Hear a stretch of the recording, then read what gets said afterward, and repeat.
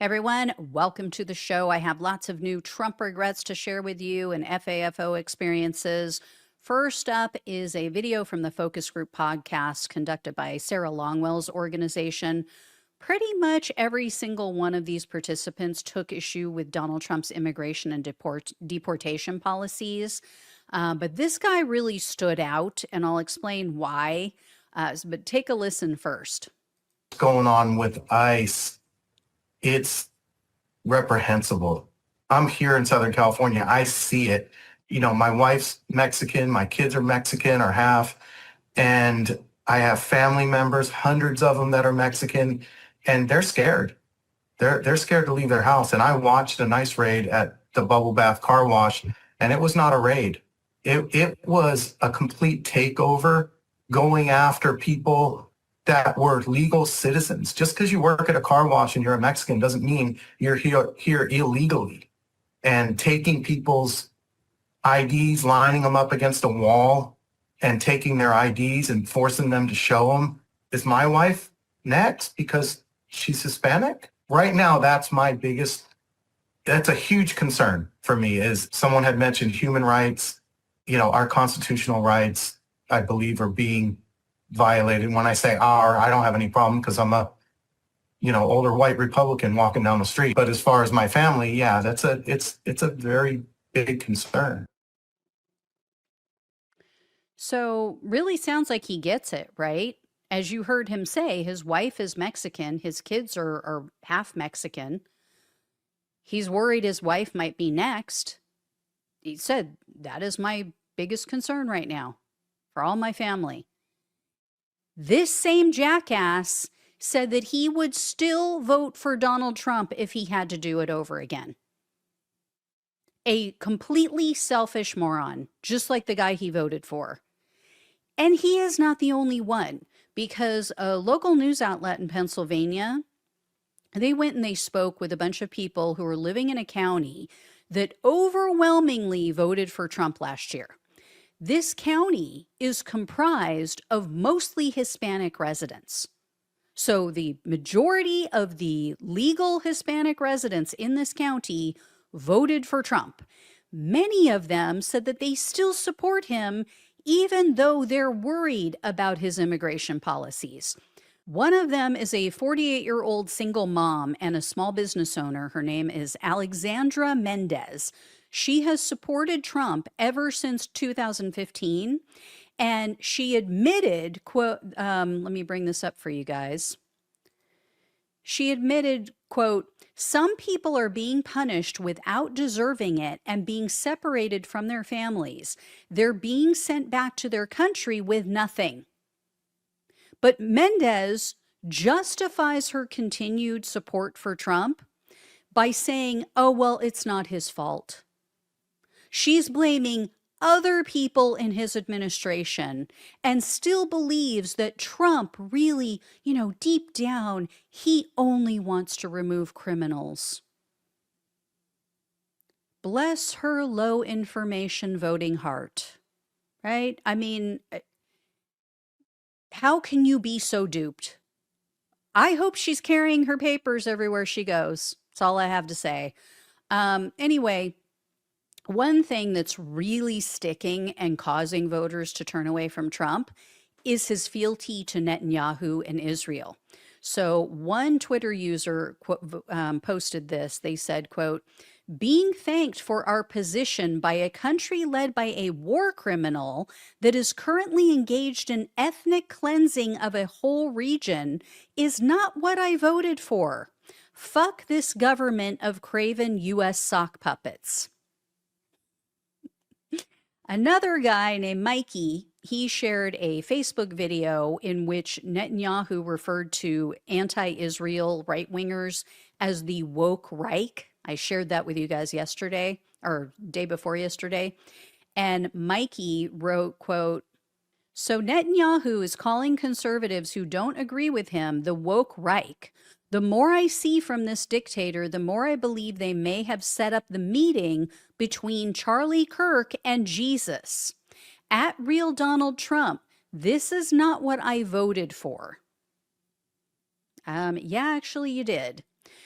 Another Twitter user, guy named Joey, responded to a Trump post and he said, quote, voted for you 3 times as well as Trump. Or I guess he was responding to someone else. He said, I will work hard to see you lose. As a veteran, I voted for America first, not Israel's bitch. I also have a heart that beats and knows what genocide looks like. So Trump is in a real pickle with this one. It's a bit of a sticky wicket, you could say, because if he continues down this path, he'll keep his Jewish donors happy, right? He'll keep the Miriam Adelsons of the world happy. And, he'll keep whatever compromising information that Israel likely has on him under wraps. But he risked alienating a large chunk of voters who helped him win in 2024. And so that means Democrats can win back the House. They can win those people back, maybe, or at least keep them at home. So the House is pretty much assured to return to Democratic control, but it may even put the Senate in play. And then they can vote to impeach and remove him. Then he's going to have to face all of those criminal charges that went away when he won the election. So next up, I have another video from another recent focus group. This man that you're going to hear, he's explaining why he's more anxious about the economy now than before Donald Trump took office. And this is one of the reasons he voted for Trump was the economy. Everything is now going up, thanks to his tariffs, things are getting more expensive to buy. And it's got me worried because a lot of families won't be able to feed their families, buy things that they need. And also, the cost of living is outrageous that I think a lot more families going to be homeless. Yeah. So that was a swing voter from Georgia. He went for Biden in 2020, then Trump in 2024. I know I've said it many times before, but where the hell were these people, right? When we were warning them about Trump's tariffs, where were they? What were they listening to? And another thing we warned about was his deportation plans and how that was going to affect minorities, including some of the family members of Hispanic Trump voters. The Americans, the ones who were born here, who voted for him, but they had an abuelita who is not an American citizen. No, you guys have TDS, you have Trump derangement syndrome. Right? Didn't pay attention to his first term. Now the cruelty is coming as this huge surprise for so many of these people. Case in point, check out Eddie. So on November of last year, Eddie replied to a Democratic influencer on Twitter. And here's what he said to her. He told her, Trump 2024, fuck your felligs. That's what it says, felligs. I believe he means feelings, but okay, felligs. Well, apparently, it's more like fuck your felligs, Eddie, because on September 29th, Eddie replied to one of Donald Trump's posts, and he whined, quote, Mr. Trump, I've been 100% on your side from day one, but ICE is getting out of hand. Larios voted for you, especially Cubans like myself, but you're deporting even non-criminals. This was not what we voted for, Mr. Trump. Now, I will point out no punctuation in that entire thing. So I added it myself because it would have sounded crazy. Not a period, not a comma in sight.